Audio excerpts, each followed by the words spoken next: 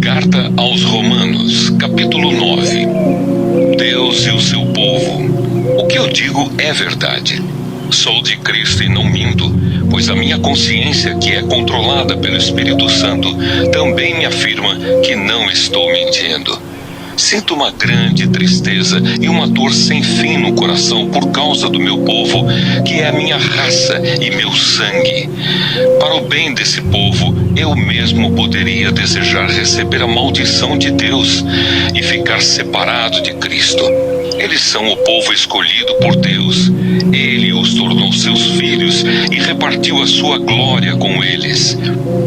Deus fez suas alianças com eles e lhes deu a lei, a verdadeira maneira de adorar e as promessas. Eles são descendentes dos patriarcas e, como ser humano, Cristo pertence à raça deles. Que Cristo, que é o Deus que governa todos, seja louvado para sempre. Amém. Eu não estou dizendo que a promessa de Deus tenha falhado. De fato, nem todos os israelitas fazem parte do povo de Deus.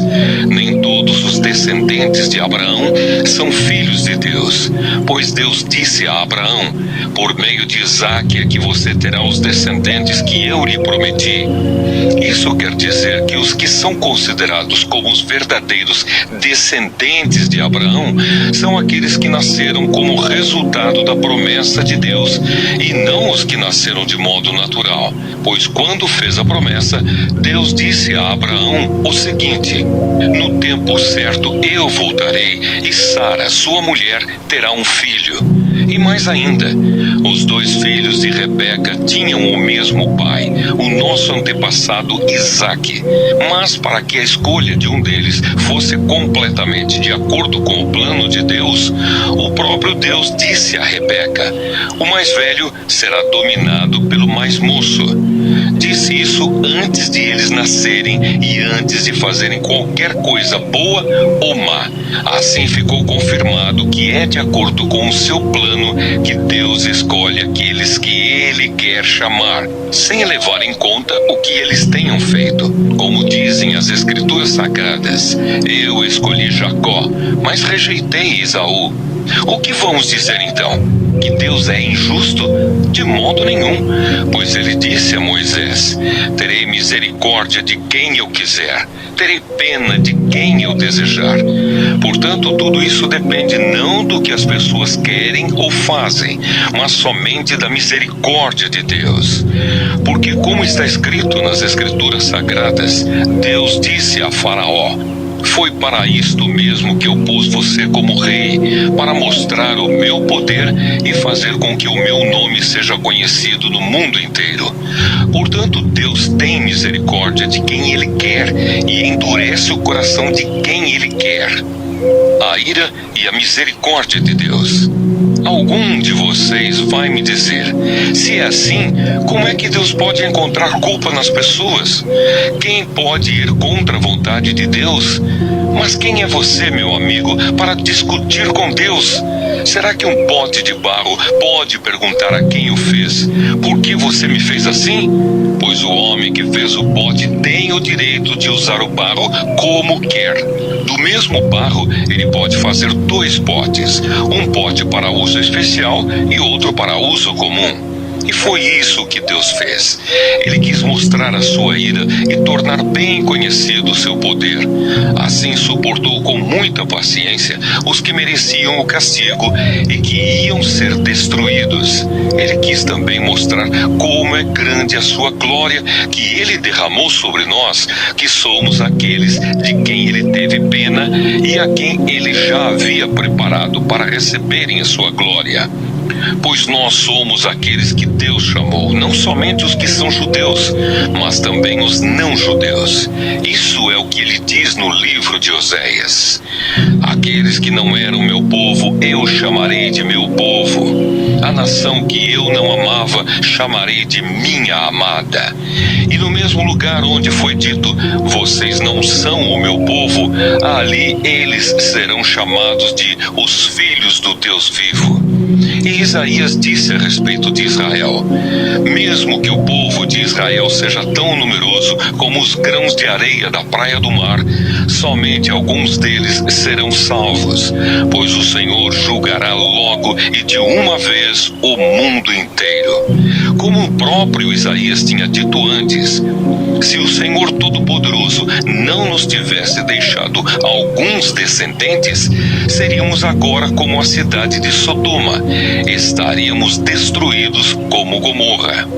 O povo de Israel e o Evangelho. O que vamos dizer então? Vamos dizer isto: os não-judeus que não procuravam ser aceitos por Deus foram aceitos por meio da fé. Porém, o povo de Israel que procurava uma lei para ser aceito por Deus não encontrou o que estava procurando. E por que não? Porque eles procuravam alcançar isso por meio das suas ações e não por meio da fé. Eles tropeçaram na pedra de tropeço, como dizem as Escrituras Sagradas. Vejam, estou colocando em Sião uma pedra em que eles vão tropeçar, a rocha que vai fazê-los cair, mas quem crer nela não ficará desiludido. Carta aos Romanos, capítulo 10. Meus irmãos, desejo de todo o coração que o meu próprio povo seja salvo, e peço a Deus em favor deles, porque eu sou testemunha de que eles são muito dedicados a Deus. Mas a dedicação deles não está baseada no verdadeiro conhecimento, pois eles não conhecem a maneira como Deus aceita as pessoas e assim têm procurado conseguir isso da sua própria maneira. Eles rejeitaram o modo de Deus aceitar as pessoas, porque com Cristo a lei chegou ao fim, e assim os que creem é que são aceitos por Deus. A salvação é para todos. Pois o que Moisés escreveu a respeito de as pessoas serem aceitas por Deus pela obediência à lei foi isto: viverá aquele que fizer o que a lei manda. Porém, quanto a ser aceito por Deus por meio da fé, Moisés diz o seguinte: não fique pensando assim, quem vai subir até o céu, isto é, para trazer Cristo do céu? Nem pergunte, quem descerá ao mundo lá de baixo, isto é, para fazer com que Cristo suba do mundo dos mortos. O que Moisés diz é isto: a mensagem de Deus está perto de você, nos seus lábios e no seu coração, isto é, a mensagem de fé que anunciamos. Se você disser com a sua boca, Jesus é Senhor, e no seu coração crer que Deus ressuscitou Jesus, você será salvo, porque nós cremos com o coração e somos aceitos por Deus. Falamos com a boca e assim somos salvos, porque as Escrituras Sagradas dizem: quem crer nele não ficará desiludido. Isso vale para todos, pois não existe nenhuma diferença entre judeus e não judeus. Deus é o mesmo Senhor de todos e abençoa generosamente todos os que pedem a sua ajuda. Como dizem as Escrituras Sagradas, todos os que pedirem a ajuda do Senhor serão salvos. Mas como é que as pessoas irão pedir se não crerem nele? E como poderão crer se não ouvirem a mensagem?